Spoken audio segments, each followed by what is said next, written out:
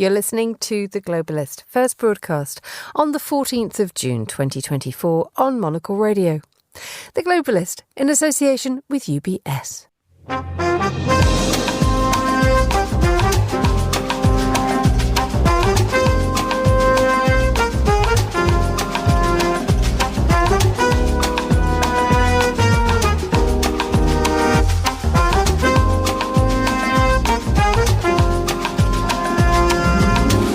Live from London, this is The Globalist. I'm Emma Nelson. A very warm welcome to today's programme. Coming up, NATO defence ministers gather in Brussels.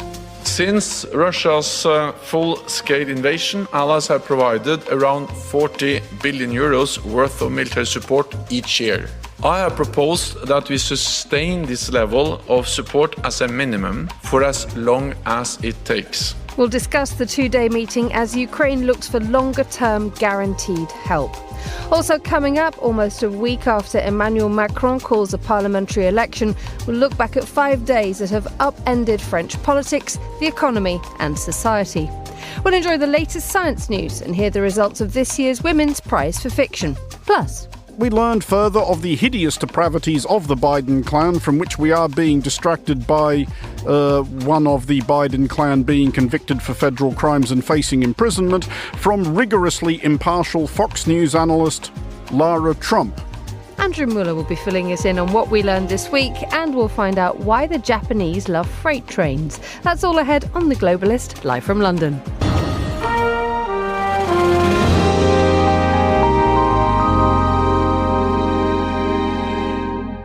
First, a look at what else is happening in today's news. The G7 has agreed to use frozen Russian assets to raise $50 billion for Ukraine to help it fight Russia.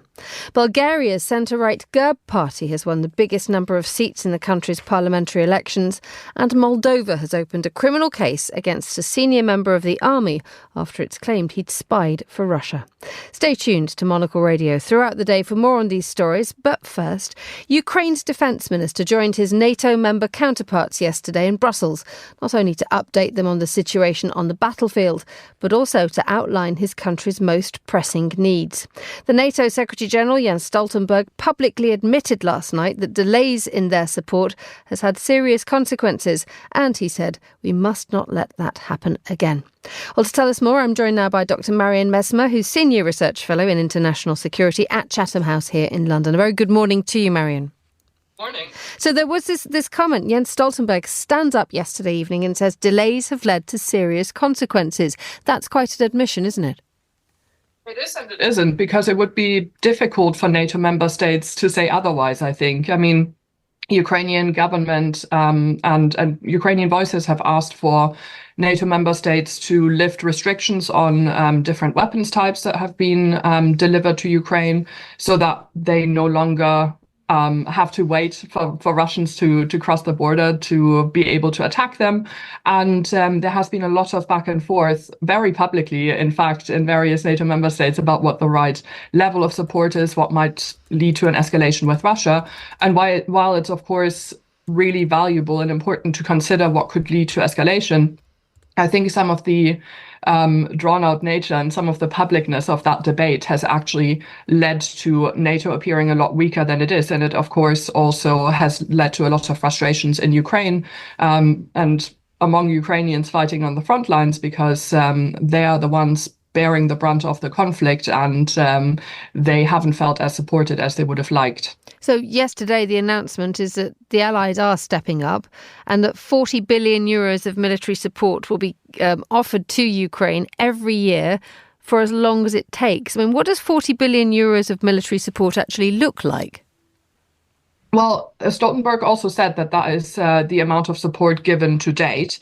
So that means that it is likely to include all of the weapons transfers we've seen, all of the ongoing ammunition needs, perhaps also some of the training that's been provided. So I think, it's a good amount, but whether it is truly going to be sufficient, I think that remains to be seen. And one of the difficulties I have with seeing whether the sustained nature that Stoltenberg also wants to see in the support is really there, is that we know that NATO member states all also struggle with their own domestic budgets, and they all struggle with various budgetary trade-offs, and many of them have either gone through elections or about to go through elections. So I'm wondering what we will see at the NATO summit in July about the sustained nature of the support, to make sure that it truly is something that Ukraine can rely on and is something that will be sustained. In terms of what you've just said about the doubts that you have about the 40 billion euros of military support, what are your concerns? Well, my concerns are that we see in various NATO member states that would be big participants in the support package, that there are lots of domestic economic discussions about exactly that. You know, the coalition government in Germany is struggling over agreeing a budget for 2025. You have two of the coalition parties supporting taking on further government debt in order to sustain the level of spending that they have set out so far, whereas you have one coalition party basically saying that it's not acceptable for Germany to take on more debt. And so, and that's just one example. You know, France is looking at new elections and will likely face similar conversations. We've got this economic situation that's been made worse by COVID in a lot of European NATO member states, where social and care budgets are already really overstretched and economies are struggling, but at the same time, there is a need to provide additional investment in infrastructure, which, you know, has struggled since the last recession. But at the same time, defense budgets have also really gone up because of the threat from Russia. And that's, of course, a necessary investment. And in a way, Europe has been very lucky not to have had to invest in that. And in some ways, we would probably be in a better defensive position had we sustained a bit of a higher investment in our defense spending. But it essentially means that more spending is necessary on several fronts. And that's leading to some very tough conversations in various governments about whether they can take on more debt, whether they are willing to take on more debt, and where some of the money might come from. Stoltenberg says, to counteract that the longer that NATO commits to supporting Ukraine, the sooner we will have peace, because he suggested that Russia is just trying to wait this out until the energy and the money runs out. How much of a point does he have? I think he absolutely has a point. You know, there are various timelines that try to model and indicate how long Russia can sustain this. And while the Russian economy so far has been doing better than perhaps we had hoped, given that they've been sanctioned for a long time, there's also an indication that the Russian government is essentially able to spend so much on their own defense spending and on ramping up their war economy because they are much more willing to squeeze their population and not to invest in other areas. And while that might be possible in the short term, that's of course not possible long term, because there are going to be gaps that open up in other parts of the Russian economy or in Russian society. And also, you know, at the same time, I think the Russian government is still really hoping that Ukraine's supporters, so like NATO member states and others supporting Ukraine, will essentially lose interest in the war and perhaps, you know, look elsewhere. But I think given that we've seen increasing Russian sabotage efforts across European states, and especially our colleagues in NATO member states on the front line, on the eastern flank have been talking about increasing sabotage efforts, increasing, you know, cyber attacks, other types of hybrid action. I think that NATO member states are actually just as engaged as they were in the beginning, and that's bad news for President Putin and the Russian government, because it means that support for Ukraine is actually just as strong as it was. And I think that's part of what Stoltenberg is trying to do with asking for sustained support, which is really smart, because it means that some of the political squabbles that have been had over other types of support won't be had quite so openly. And the Ukrainian government also knows exactly what it can expect from NATO. How close to NATO membership is Ukraine now? I mean, Stoltenberg did mention it, and the fact that it is being openly discussed now, isn't it? I think it will continue to be discussed, but I don't think that we can see any concrete progress on Ukrainian membership until there is some sort of a settlement in the conflict in Ukraine, because the problem is that without a sort of security guarantee that ensures that there isn't active fighting, it's going to be very difficult to admit Ukraine to NATO. I think there has been a separate agreement reached where the US is stepping in to provide security guarantees over the next 10 years. And that is really significant, I think, in also ensuring Ukraine has got the support that it's looking for. But I don't see how Ukraine could become a full NATO member while there is still Russia's war ongoing, because we've never been in a situation where a new member state has been admitted into NATO while they were in an ongoing conflict, and I'm not sure how that would work with Article 5 and so on. And I think that's essentially the concern that a lot of allies have. So I think we will see a lot of declaration of wanting Ukraine to be a NATO member, of not closing that door, of leaving that open. But in terms of actually making progress beyond all the work that's already being done on training Ukrainian troops, making sure that the security sector is as aligned with NATO security sectors as it can be, working on anti-corruption efforts, all of that is really important to prepare for NATO membership. But I don't think we will see more concrete steps until there is some sort of a ceasefire or peace settlement in place. Dr. Mariam Messmer, thank you so much for joining us on The Globalist. You're listening to Monocle Radio.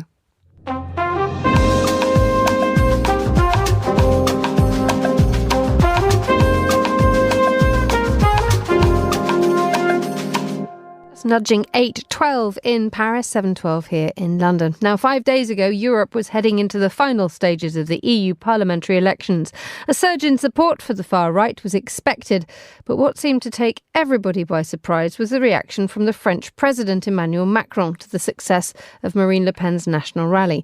No one appears to have anticipated Emmanuel Macron to stake his survival on snap parliamentary elections, throwing the country, its politics and its economy into chaos.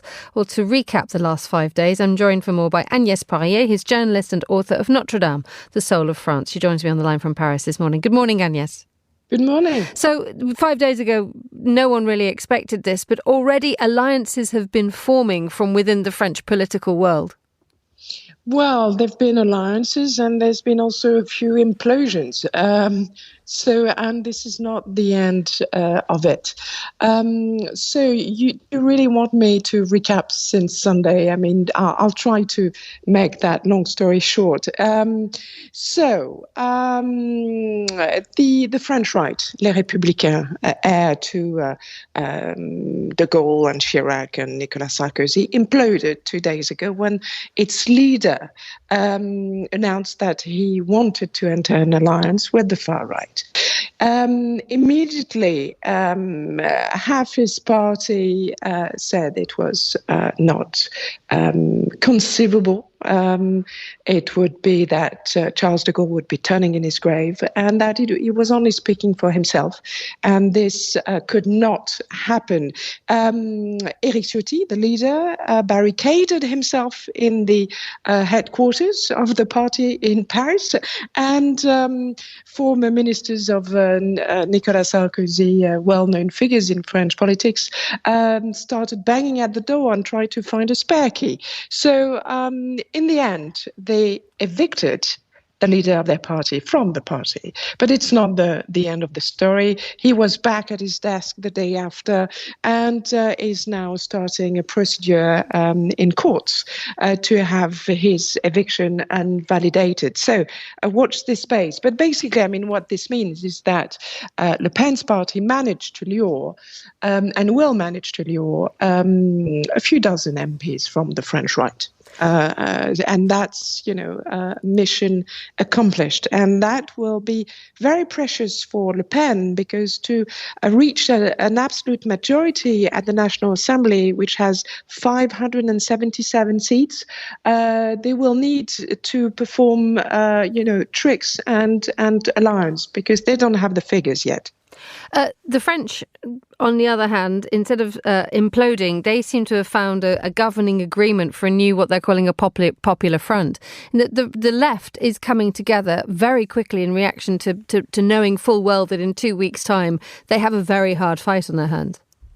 So, I mean, the left is made of so many different chapels and antagonistic chapels. And in truth, they are very divided. They even hate each other. So, yes, they were very quick to say we're going to have a so-called popular front. And before talking about ideas or common programs, they dealt out the 577 constituencies. With the far left, Les Insoumis, the party of Jean-Luc Mélenchon, getting the lion's share.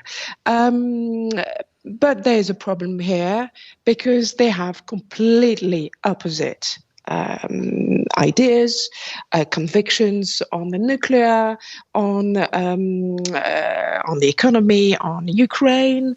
Let us not forget that Jean-Luc Mélenchon's party is pro-Putin, has been playing a very dangerous game, reeking of anti-Semitism and courting Hamas-loving sympathies. And you know, on paper, on the surface, yes, they came up with what they said are a common program. We'll have to look into the detail because we don't have it. But it is true that so far, if you look at the polls, they will they're likely to get quite a big share of the seats. And Macron's party and its allies will probably be completely squeezed. Tell us a little bit, Agnes, about how feelings and tempers are 5 days on, because there was a sense on the night of the elections that Emmanuel Macron was being thumped very hard by the French electorate, moving towards the far right with Marine Le Pen. Is there a sense that thoughts have cooled and people have realised that they might just be asking for something which is seismic in terms of the shift that it could enact within French politics, or people are still willing to give Emmanuel Macron a second thump on the 30th of June? It's very difficult to say. I mean, what was clear on Sunday evening is the panic on all politicians' face. And it is kind of ironic because those people have been asking for President Macron in the last 2 years to have those elections, saying all the time that he was illegitimate, that the far left telling us that he was a despot, a tyrannical centrist, if there is such a thing, and so it's the result of 2 years of mayhem at the National Assembly. I should add for the listeners that President Macron doesn't have a majority, and that's been a problem. He's been trying to build coalitions for the different laws he's been trying to pass, and it's been extremely exhausting. So they finally get, the oppositions finally get what they want, and suddenly they feel panic. And President Macron said, "Well, you have what you wanted. Now this is a time of clarification," and it is true. I mean, it's a whole recomposition of the French political landscape, and we see courage and cowardice in blaring light. Agnes Parrier, thank you so much for joining us on Monocle Radio. The time here in London is 7:18, still to come. We learned further of the hideous depravities of the Biden clan, from which we are being distracted by one of the Biden clan being convicted for federal crimes and facing imprisonment, from rigorously impartial Fox News analyst Lara Trump. Andrew Mueller recaps the last 7 days on what we learned. Stay tuned. UBS has over 900 investment analysts from over 100 different countries. Over 900 of the sharpest minds and freshest thinkers in the world of finance today. To find out how we could help you, contact us at ubs.com.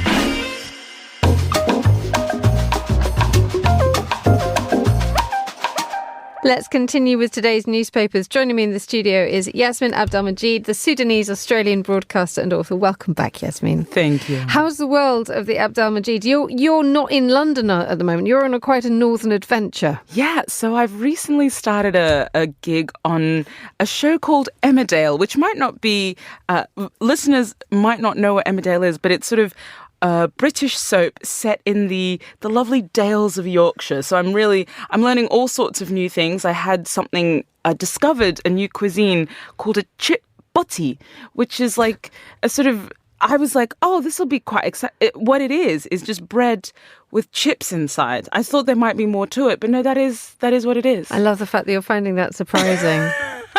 It's amazing. Welcome to the United Kingdom, Yasmin. Thank and that you. is actually the heart and soul of the North. Have you learned to roll your flat cap yet? Listen, I'm taking lessons. Okay. I'm taking lessons. Yeah, Good to know. I'm really doing the integration thing. So this is quite a gear change for you, because normally you're talking about what's happening in Sudan, and this is what we want to talk about this morning. So if you could possibly do put your sort of international geopolitical newspaper analysis hat on, not your flat cap. Not my flat cap. Tell us what have you spotted today? So we'll start with an update on what is happening in Sudan. And yesterday, the United Nations Security Council actually approved a resolution demanding that the paramilitary force, the RSF, halt the siege of El Fasher in the northern Darfur region. So just to give listeners a quick update, El Fasher is the capital of northern Darfur, and it has been, for the majority of the war that's been going on for over a year now, the one safe area in Darfur where people have been escaping to from around the region. And also it had been relatively safe because the local leaders had been able to sort of to negotiate a truce. That truce collapsed a few weeks ago now. And what we're seeing is the rapid support forces are effectively trying to commit to what analysts have been saying, to complete the genocide. And so there have been sieges and raids, so on, for the last few weeks. Interestingly, yesterday, or very recently this week, a report proved, I guess you could say, that there were planes supplied by the United Arab Emirates seen flying over the region, which sort of is another confirmation of the UAE's support of the RSF. So just very briefly, if El Fasher falls to the rebels, the anti-government party, what will happen? Because the warnings that are coming from the likes of the UN is that the human rights consequences will be absolutely catastrophic. Yeah, so we're looking at, between 800,000 to 1.6 million people who are at risk of being massacred. Also, this is, as I said, the last place in Darfur that was safe. And so you're going to see essentially the RSF take control over all of Darfur. And some are saying that they want to effectively carve off Darfur as its own region. And so then you'll be kind of seeing the traditional Sudanese armed forces claiming Khartoum and the east, and then the rapid support forces kind of claiming the west. And so you'll end up in a situation maybe similar to Libya and so on, where there is no kind of one military governing the entire nation, but it's sort of split up into factions. So it is deeply concerning. And people have been it is good to see the United Nations Security Council approve this resolution. It was sort of 14, essentially unanimous, apart from Russia's abstention, because the risk is actually incredibly high. The risk of genocide, war crimes have been reported. We are kind of looking at ethnic cleansing, and this is the continuation and the completion of the genocide that was begun 20 years ago. Indeed. Right, let's move on to a story in the Times about Hungary, the problem child of the European Union. That's right. And it's Prime Minister Viktor Orban continuingly being a thorn in the side of the European Union. It's rule of law, expression, freedom of expression, you name it, the erosion of the democratic process in many ways in Hungary. The European Union is trying to do what it can about it to make sure that Hungary pulls its socks up and basically behaves itself. It is going to be fined a phenomenal amount of money every single day because of its immigration policy. That's in the Times, isn't it? That's right. So Hungary not only has to pay a £200 million euro fine for defying previous rulings on refugee policy, but it will have to pay a daily fine of €1 million to the European Union unless it backs down and stops pushing migrants across its borders. So the European Court of Justice has ruled that Hungary's asylum policy was an unprecedented and exceptionally serious breach of EU law, and Hungary has no recourse to appeal against the judgment. So Viktor Orbán is going to have to choose between sort of bowing to the judgment or paying huge fines, neither of which he obviously seems to want to do. And he sort of claimed that, illegal migrants are more important to Brussels than their own European citizens and so on. So it'll be interesting to see how it plays out. The EU does have recourse to take the money from the fees the funds that the EU would usually pay to Hungary to support. They've done that in the past with Poland. And so it might be the case that regardless of what Viktor Orbán wants to do, and regardless of how these immigration or migration policies, how popular they are domestically and so on, they are illegal under EU law. And so the European Court of Justice is trying to do what it can. The interesting thing is that it seems like a very, very long distance between Darfur, which you've just spoken about, and the machinations of Hungarian internal politics. But there is a huge connection, isn't there? Because Sudan has the highest number of displaced people because of the conflict.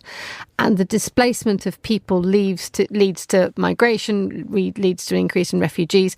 And this is what is irking Mr. Orbán so much. Precisely. And a direct line can be drawn. Like quite often, you'll sort of people will think, oh, that war is really far away, or oh, that war has nothing to do with this. But I mean, the EU itself has paid the rapid support forces who are currently responsible, and they deny the sort of directness of my allegation, but ultimately there's something called the Khartoum process, for example, where the EU paid money to the leaders of Sudan, and that has been shown to have made its way to the rapid support forces in order to stop migrants reaching the borders. And how does it stop migrants reaching the borders? Well, it arms individuals, it arms militias and so on. And so this year, I mean, a recent report by the UNHCR showed that there are over 120 million people now displaced around the world. It's continuing year on year to increase, and these issues will only get more challenging as climate change and so on gets worse. Let's go to the absolute opposite end of the scale.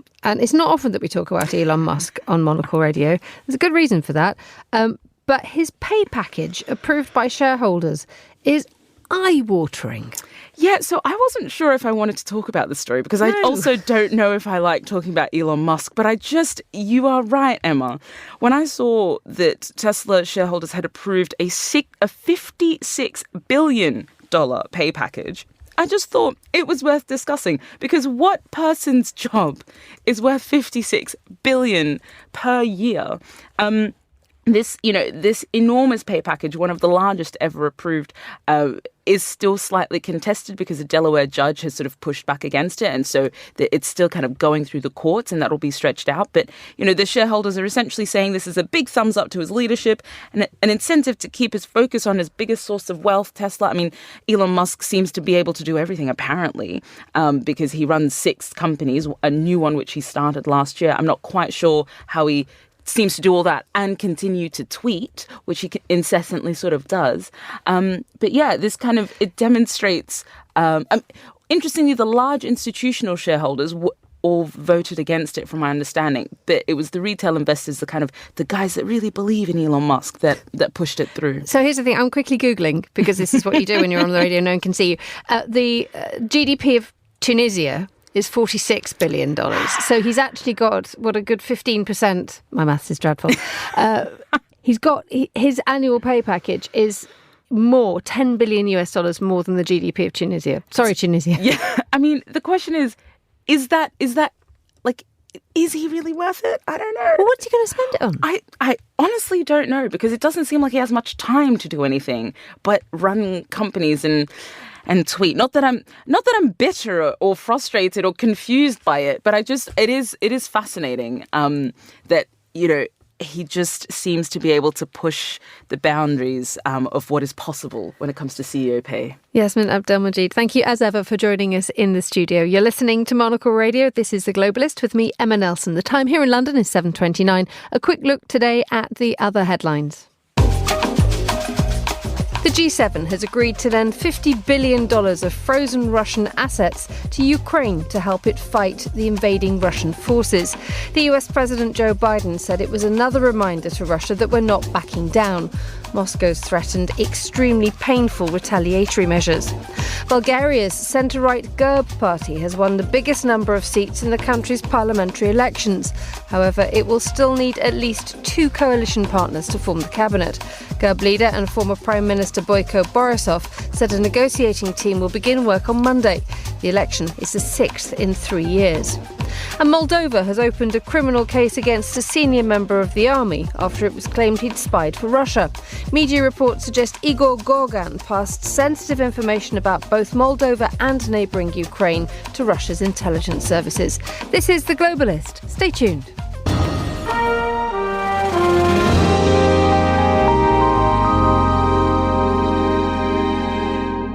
Now it's Friday, which means it's time to hear from our contributing editor, Andrew Muller, who brings us what we learned this week.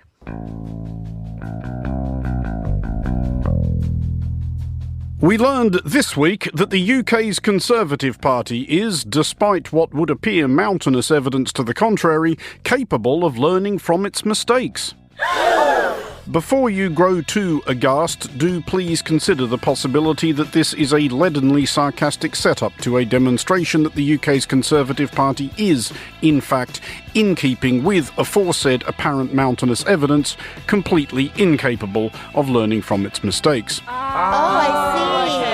Sure, I get it now. Yeah. For we learned that after launching their election campaign at a quarter of Belfast named after the world's most famous wrecked ship, Prime Minister, we are just yards away from where the Titanic was built and designed. Are you captaining a sinking ship going into this election? And after Prime Minister, as of this recording, Rishi Sunak retreated from Normandy faster than General Leo Geyer van Schweppenberg's 5th Panzer Army. Well, the last thing I wanted to do was cause anyone any hurt or upset, which is why I apologise unreservedly for the mistake that I made. And I just hope that veterans and others can find it in their hearts to forgive me. We learned that the Tories were determined to get the launch of their election manifesto absolutely punctiliously right, and had therefore clearly had the party's finest minds labouring long into the night to choose a location which was in no imaginable danger whatsoever of setting up choruses of tittering journalists and the peanut gallery of social media hecklers with any amount of easy punchlines about false starts, wheels coming off, going round in circles, the pits, crashing and burning, grinding gears, careening out of control, and so forth. Well, good morning, everyone. It's great to be with you all, and great to be here at Silverstone. Nowhere better, in fact, to mark the fact that our economy has truly turned a corner. 3 weeks to go. Still time for a campaign relaunch at Little Bighorn. And on the subject of American leadership... Oh, no. We learned that former US President and recently and amusingly convicted criminal Donald Trump had taken time out from choosing the curtains for his cell to burble at a medium-sized gathering of squinting yokels in the Nevada sunshine. During which we learned that, well... By the way, a lot of shark attacks lately. Do you notice that? A lot of shark... I watched some guys justifying it today. Well, they weren't really that angry. They bit off the young lady's leg because of the fact that they were not hungry, but they misunderstood who she was. These people are crazy. He said there's no problem with sharks. They just didn't really understand a young woman swimming now who really got decimated, and other people too. A lot of shark attacks. So I said, so there's a shark 10 yards away from the boat, 10 yards. Do I get electrocuted? If the boat is sinking, water goes over the battery, the boat is sinking. Do I stay on top of the boat and get electrocuted? Or do I jump over by the shark and not get electrocuted? There was some yards more of this, from which we think we might have learned the reason that Trump's attorneys at his most recent trial were somewhat cagey about letting him testify under oath, though whether or not they most feared Trump perjuring himself or committing contempt of court by bewildering the jury to death is difficult to discern. Still, we learned a fair bit more about the nuances of American justice as we learned that it turns out that there are some circumstances in which American conservatives are all aboard for gun control.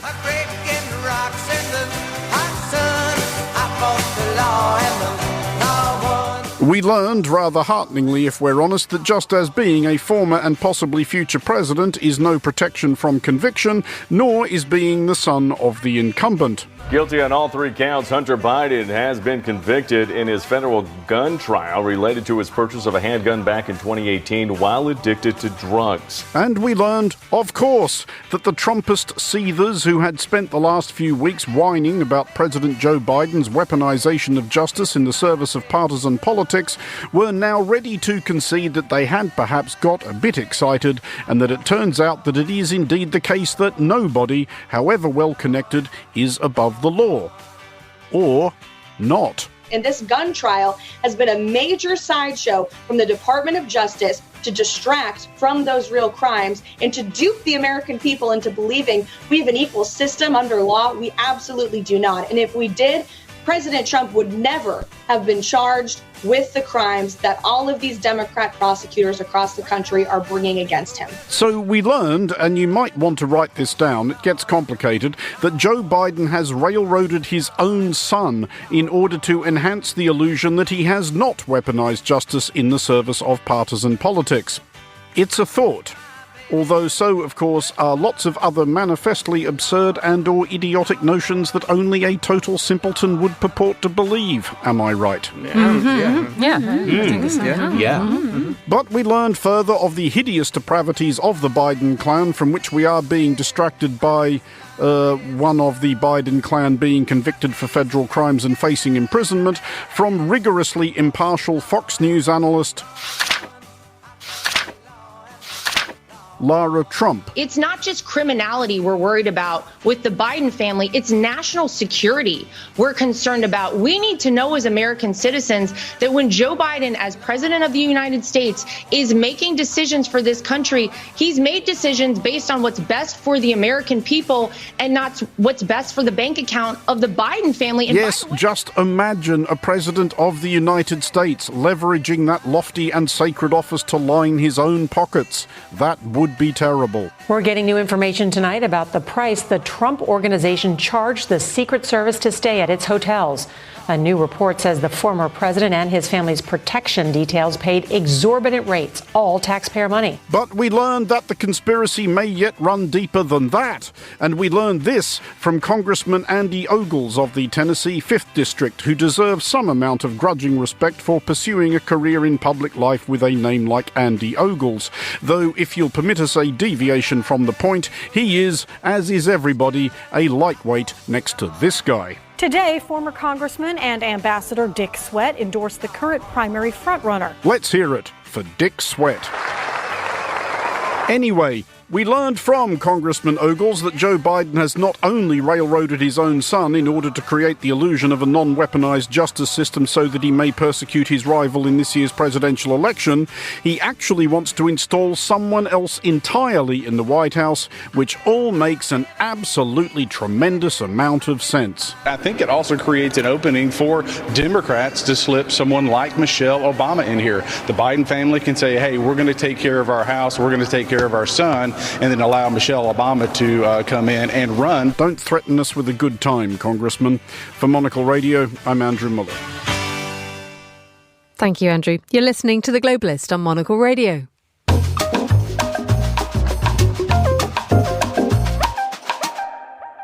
It's 8:38 in Zurich, 7:38 here in London. Now, the Women's Prize Trust, the UK charity which enriches society by creating equitable opportunities for women in the world of books and beyond, today announces the winner of the 2024 Women's Prize for Fiction, now in its 29th year, and the inaugural Women's Prize for Non-Fiction too.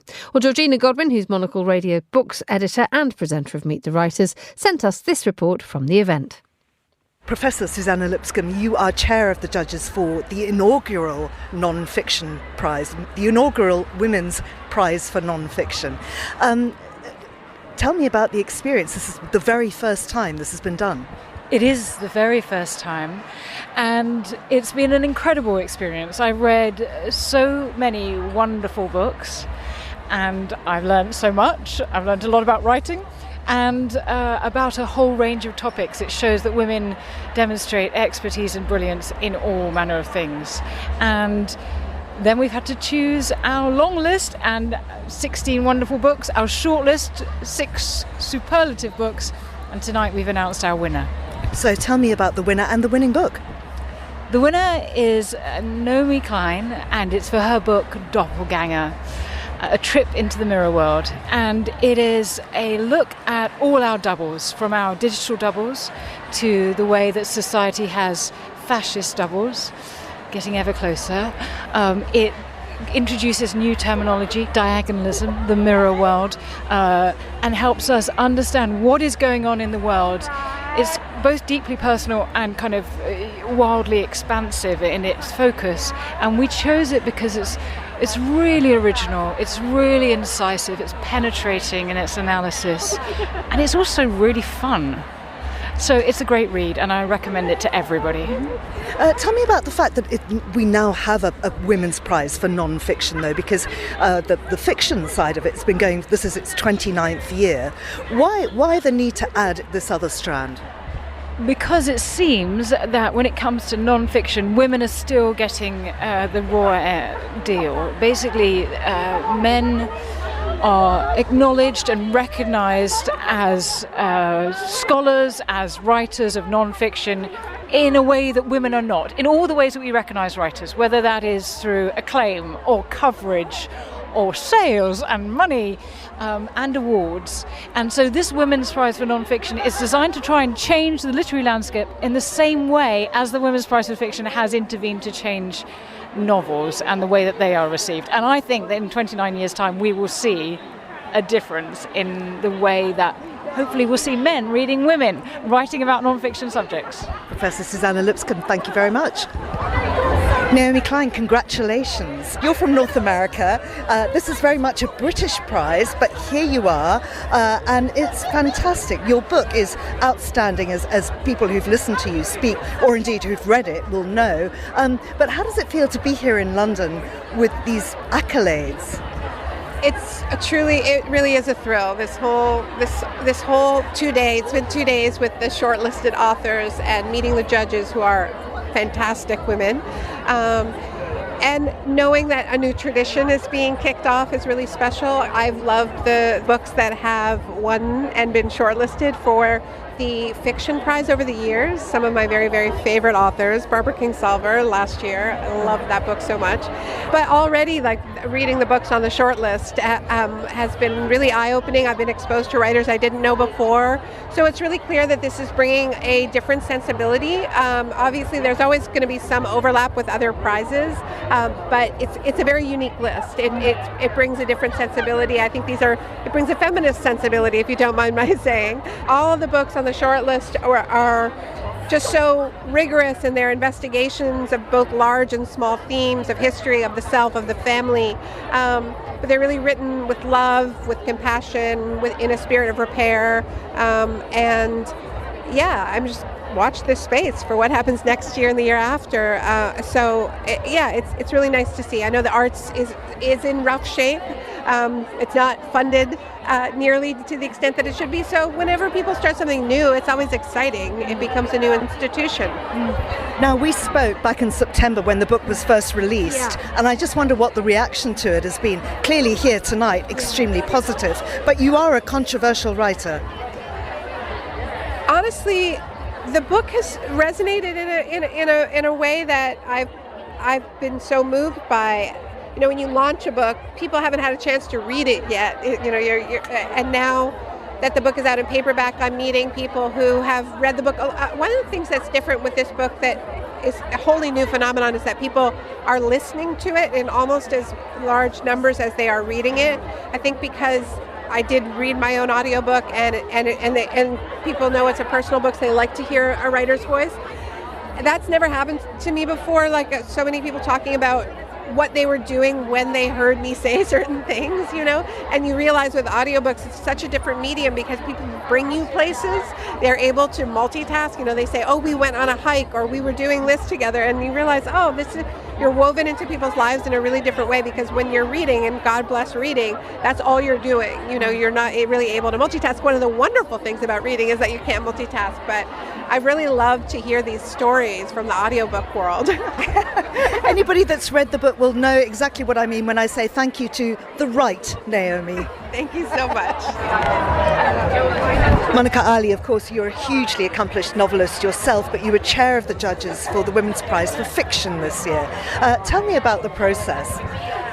It's taken over my life for the last 6 months or so. It's been an incredible experience. I've really enjoyed immersing myself and reading so many brilliant books by brilliant women. And it's a very collegiate process with my co-judges. We work together really well. It's like having a very intense book group. I've never been part of a book group, but this was a really intense one, minus the wine. Sadly. So no, it was a great honour and I really enjoyed it. The Women's Prize is in its 29th year. How has it changed our reading patterns? The Women's Prize has done such a great deal of good for women writers. It really has made a massive impact. It resonates around the world. It's one of a handful of prizes that has an international reach. The Women's Prize Trust, it's a charity. It does so much outreach work with new writers from underrepresented backgrounds. It also does reading groups with men. It's a wonderful institution. Monica Ali, thank you. My pleasure. I've now caught up with the winner of the Prize for Fiction, Vivi Ganeshanathan. Well done. How does it feel? Totally stunning and exciting, and I'm blissfully happy and startled. Tell us a little bit about your book. Sure. Brotherless Night is my second novel, and it's told from the first-person point of view of a woman who, at the end of the Sri Lankan Civil War, is recalling her teenage years at the war's beginning, and she's remembering how during that time and under those circumstances she was working to become a doctor and what happened. Your book took, 20 years to write? It took a really long time. took 18 years. Why? I did not grow up in Sri Lanka. I grew up in the United States, and to enter that experience and depict it in an authentic way required a lot of help and a lot of homework, and I had a lot of people who were very generous with their time, with their experiences, and telling me about that, and to do that carefully and thoughtfully took a while. Well, I know we're going to have a much longer interview with you. It'll be broadcast on Meet the Writers on Sunday at noon London time, and we'll hear all about the backstory then. Thank you so much. Thank you so much. Thank you to Georgina and all her guests there. You're listening to The Globalist on Monocle Radio. UBS is a global financial services firm with over 150 years of heritage. Built on the unique dedication of our people, we bring fresh thinking and perspective to our work. We know that it takes a marriage of intelligence and heart to create lasting value for our clients.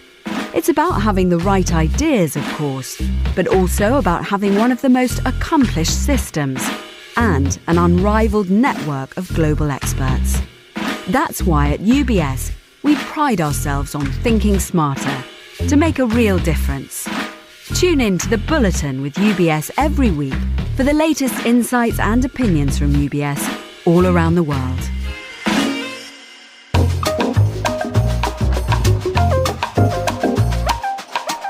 7:48 here in London. Time to talk about the latest news from the world of health and science. I'm delighted to say I'm joined on the line by Dr. Chris Smith from the Naked Scientist podcast and a virologist at Cambridge University. Good morning, Chris. Good morning. Thank you for joining us. Big news about the fight against malaria. Yes, this is the company Oxitec, who in the last month or so have announced a trial with the African nation Djibouti.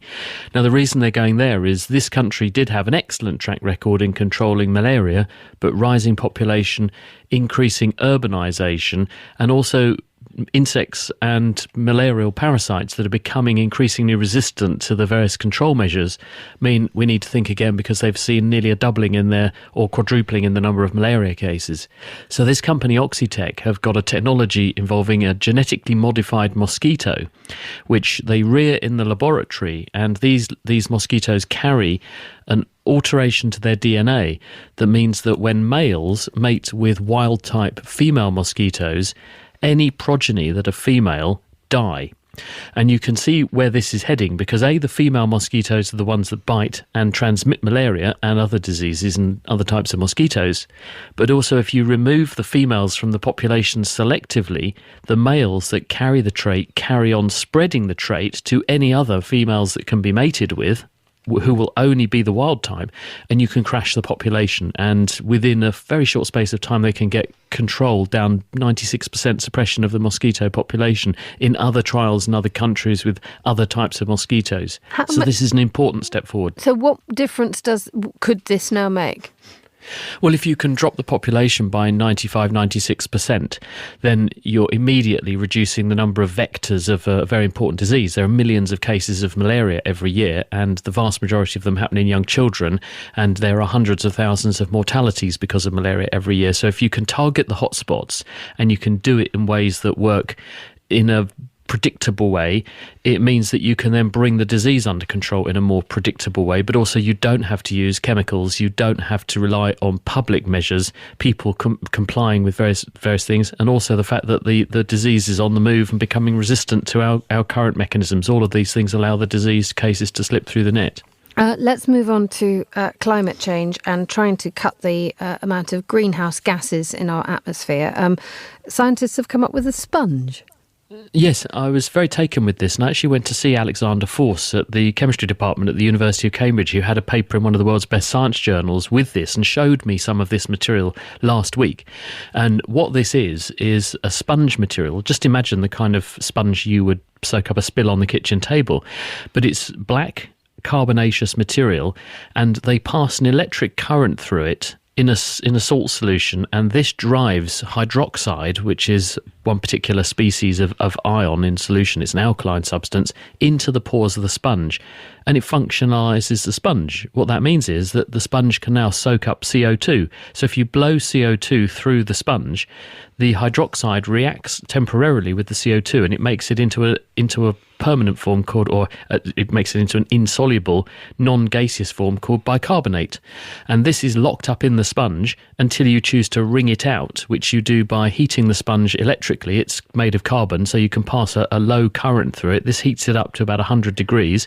You drive off by decomposing the bicarbonate, it back into CO2. You drive that back off, and you're back to using your sponge again. So they're saying this is a very low cost, low weight, easy to make, easy to use way to soak up lots of CO2, and could be used to pull CO2 out of the atmosphere from, say, gas streams at power plants. But also, if you run this on your air conditioners for all the buildings that are just air conditioning, you're already pushing air into a building. You could scrub the CO2 out of it on the way in, and in this way you can contribute to reducing CO2 in the atmosphere. Dr. Chris Smith, thank you so much for joining us on Monocle Radio. You're listening to The Globalist.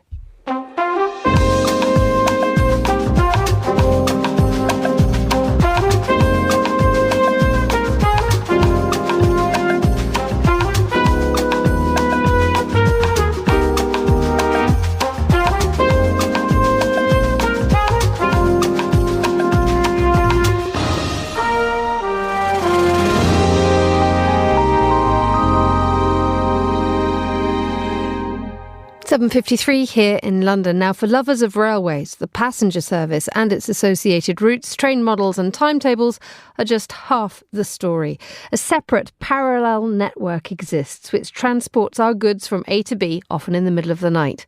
Freight trains have their own allure, and this has been demonstrated by the runaway, pun intended, success of a book containing Japan's freight train timetables. Well, joining me now is Christian Wolmar, transport historian and the author of Cathedrals of Steam. Good morning. Welcome back, Christian.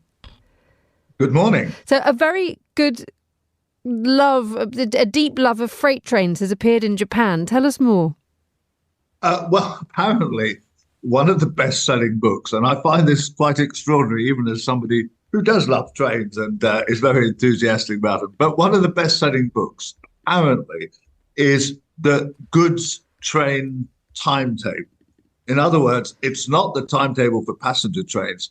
It's the timetable, and I think this is one of the lures, for the trains that you can't get on because they're carrying containers or carrying coal or steel or building materials or whatever.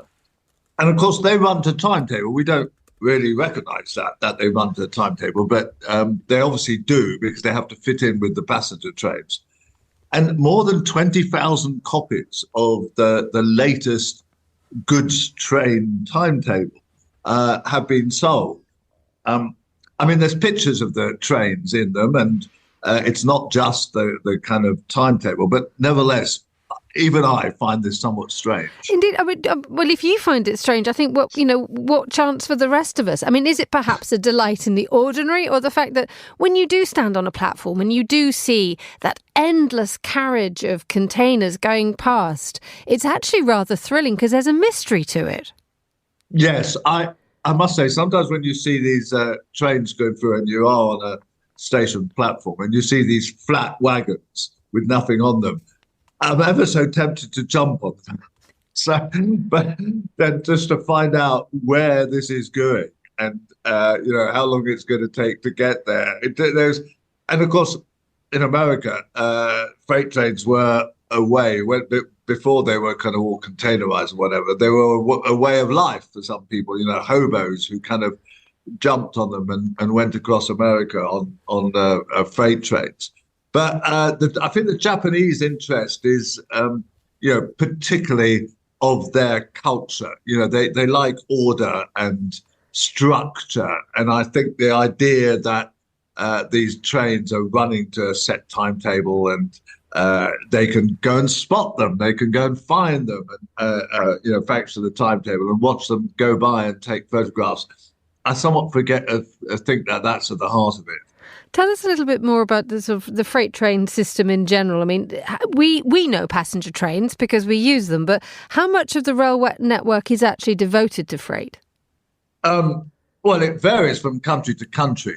So in the United States, of course, freight train is all dominant, right? So if you're in a passenger train, as has happened to me on the West Coast, and a freight train comes along, you are the one that kind of goes in the sidings and have to wait for the freight train to pass. In most countries, it's the other way round. But there is a kind of parallel universe there because in the old days, they used to use stations that were generally the goods yard was on the side of the existing station. Now they run for major kind of container terminals, often ports, and so it's a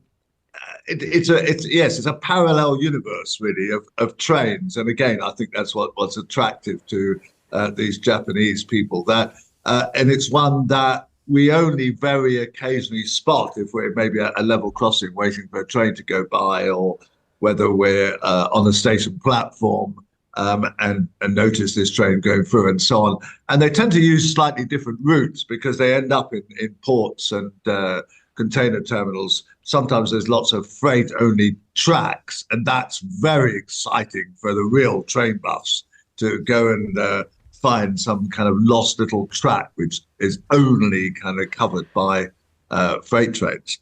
Christian Wilmore, thank you so much for joining us on The Globalist. And that's all the time we have for today's programme. The warmest of thanks to all my guests. And thanks too to our producers, Paige Reynolds and Tom Webb. Our researcher was George Ruskin. Our studio manager was Christy Evans.